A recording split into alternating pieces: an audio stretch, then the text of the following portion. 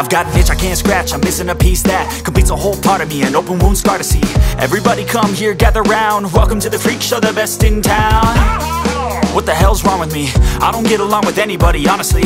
I've been living in my own head constantly, thoughts jumbled round, think I need a new lobotomy. Wait, all these thoughts are too negative, I don't wanna get lost in the sedative. Gotta show them what I got, I'm competitive. You know I'm about to go off, I won't let them win, I'll take a stab. I wanna chase the bag, I wanna weigh, I can change all the things I lack. I gotta face the facts, I got a taste in that. Got me obsessed with the rest, I got an itch to scratch. Ayun mga paps, nandito na tayo sa bahay. So today's ay mag-washing tayo kasi medyo madumi po ang aking motor. So yan po, sineselebrate ko po yung 10 years of service na po yung aking motor. Another one. 10 years of service na po yung aking motor. So 10 years na po siya. All stock pa rin po yan. Damn! So wala akong ginalaw sa makinang ito, kundi maliban na lang po sa rim na ginawa kong spoke instead of mugs. So yung original mugs ko po nito is nandun sa bahay. So as of now, ito po ang aking Raider 150 carb, kung saan ay 10 years na po sa akin and still good running condition. So para maniwala kayo, may ipapakita ako sa inyo na yung resibo nung pagkabili ko noong 2012 sa truck. Tingnan natin. So ayun mga paps, andito po yung resibo ng aking Raider 150 nung nabili ko po siya sa LYR nung dating nasa LYR pa po ako nagtatrabaho that time. So yan po yung aking kumbaga remembrance ko po sa pag-work ko noong panahon na sa LYR pa po ako. So ito po yun. So makikita nyo yan, LYR. Yan po yung resibo niya mga lods. So February 29, 2012 ko po siya nabili. So sa halagang 91,057 o 91,057 kasi that time kapag nasa LYR ka nagtatrabaho, makaka-laser ka po kapag humingi ka ng tawad, and lalong lalo na kapag cash. So cash ko po yung binili. So ang ginawa ko that time noong unang panahon is meron akong kakaunting pera na naipon, then nangutang ako ng pera sa auntie ko para maidagdag doon sa pera ko and para din mabili ko siya as cash. So sa mga hindi naniniwala, yan po 10 years na po yung aking motor mga lods. So yan. So sisimulan natin yung pag-washing, at least para malinis po yung aking motor.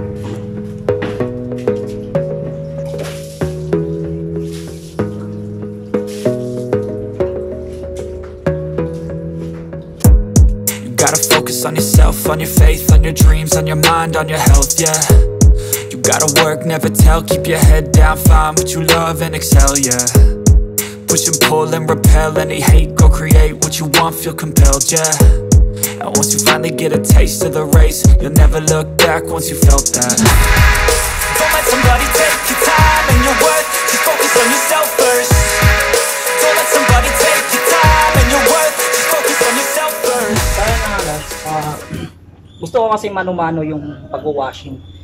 So kaya ito gamit ko isang tabo at sa isang baldeng tubig, then isang basahan na ginagamit ko. So para mas malinis ko pong maayos. So yun po ang palagi kong ginagawa kapag nag-washing ako ng aking motor.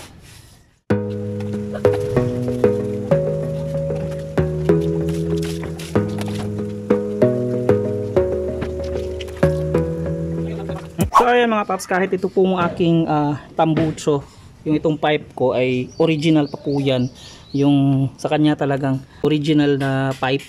So hindi ko po yan binago o ginawang stainless po yung itong aking pipe. So stock pa rin yan, original. At isang beses ko pa lang ito natanggal since nung nabili ko.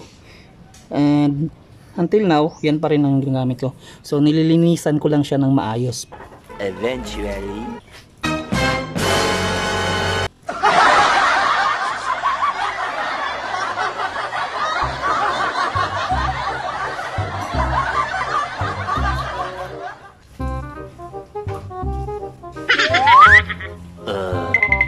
Meanwhile.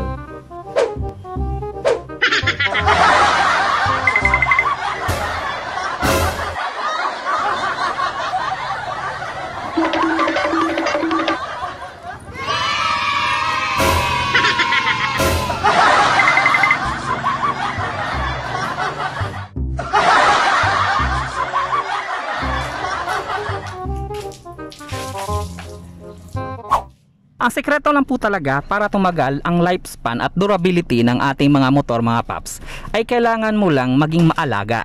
At ano-ano ba ang mga ginagawa ko sa pamamaraan ng pag-aalaga ng aking motor? Unang-una, siguraduhing malinis palagi ang motor mo. Ano-ano ba ang mga ginagamit ko sa paglilinis? Yung mga ginagamit ko sa paglilinis ay simple lang. Tubig, 2 basahan, 1 marumi at 1 malinis, 1 tabo at 1 balde. At hindi po ako gumagamit ng kung ano-anong mga sabon o mga detergent para sa panlinis ng aking motor. Kasi nga po, kapag gumamit ka ng mga sabon ay maaaring mas madaling mapughaw o masira yung kulay ng mismong motor mo. At ang pangalawa, mga paps, ay ugaliin ang pag-change oil at pag-tune up ng motor mo regularly. Pero depende na po yun kung paano mo ginagamit ang motor mo. Kung bumabiyahe ka ba ng malayuan o malapitan. At dahil sa minsan lang po ako bumabiyahe ng malayuan at mostly dito lang po ako sa downtown ginagamit daily use yung aking motor. To tell you honestly, 2 beses lang po ako nag-change oil ng aking motor sa isang buong taon at 1 beses lang po sa isang taon ako nagpapa-tune up ng mismong motor ko. At syempre, tatanungin nyo ako, bakit? Every change oil po ng aking motor ay sinisigurado ko pong na branded na fully synthetic oil ang ginagamit ko palagi sa aking motor. Kahit medyo may kamahalan ang mga branded na fully synthetic oil, at least okay lang kahit matagal kang mag-change oil as long as hindi ka bumabiyahe ng malayuan.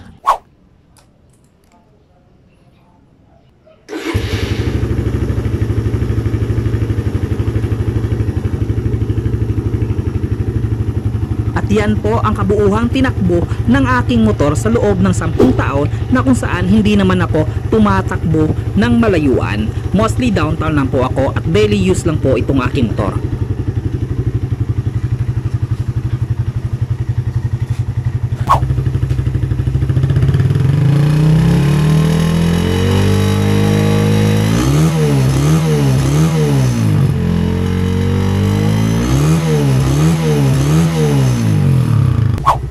Ang pangatlo, mga paps, ay kung may sira ang aking motor ay pinapaayos ko po ito sa kilala at trusted ko po na mekaniko.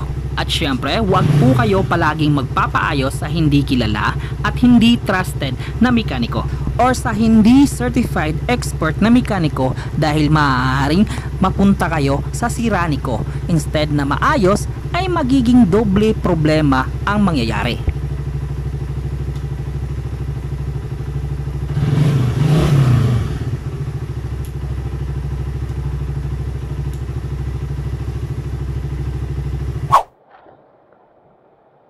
At ang pang-apat, mga paps, ay huwag maging kaskasero sa daan upang maiwasan ang madaling pagkasira ng makina ng motor mo.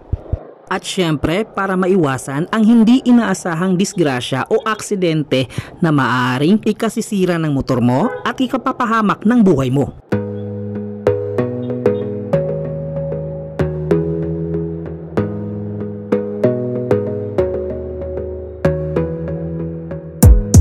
Gotta focus on yourself, on your faith, on your dreams, on your mind, on your health, yeah.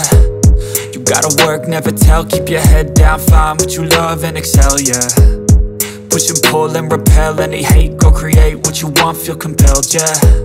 And once you finally get a taste of the race, you'll never look back once you felt that. Don't let somebody take your time and your worth, just focus on yourself first. Don't let somebody take your time and your worth, just focus on yourself first. Don't let somebody take your time and your worth, just focus on yourself first. Don't let somebody take your time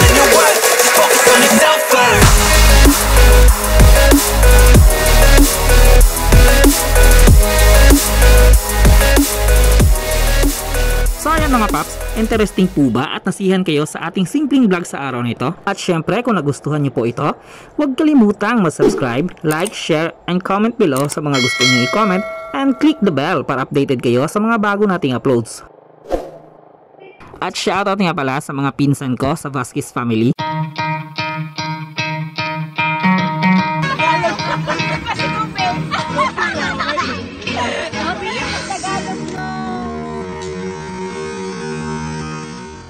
Traffic in your area.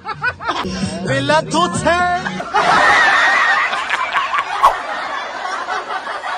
Lalo-lalo na sa aking mga auntie at uncle na kanunay o palaging sumusuporta at tumutulong sa amin, especially sa parents ko na may mga sakit na palagi silang andyan at tumutulong po sa aming pamilya. At as puso po ako nagpapasalamat sa inyong lahat, and also thank God po dahil nandyan po kayo palagi para sa amin. And that's it. Once again, this is Rodel Vasquez and welcome po kayo palagi dito sa aking YouTube channel, Ride Crispis Duck. Laging nagsasabi, always pray before you ride, ride safe always. Hanggang sa muli, maraming salamat po sa panonood. That's it. Peace out. Bye-bye.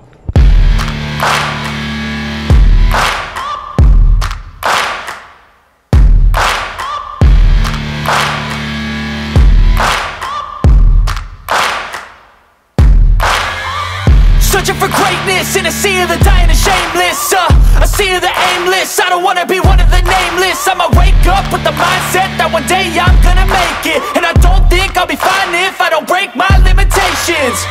Don't try to stop me, I exist to write my own story. I'll make a decision if I want some peace or if I want the glory. Yeah, don't want a life that is complacent or possibly boring. I just want a life that is worth every day exploring. My whole life I just wanted someone who would notice me. My whole life I just wanted to be somebody to be. Yeah, I just wanna be great. Yeah, I just wanna be great. Yeah, I just wanna be great. Yeah, yeah.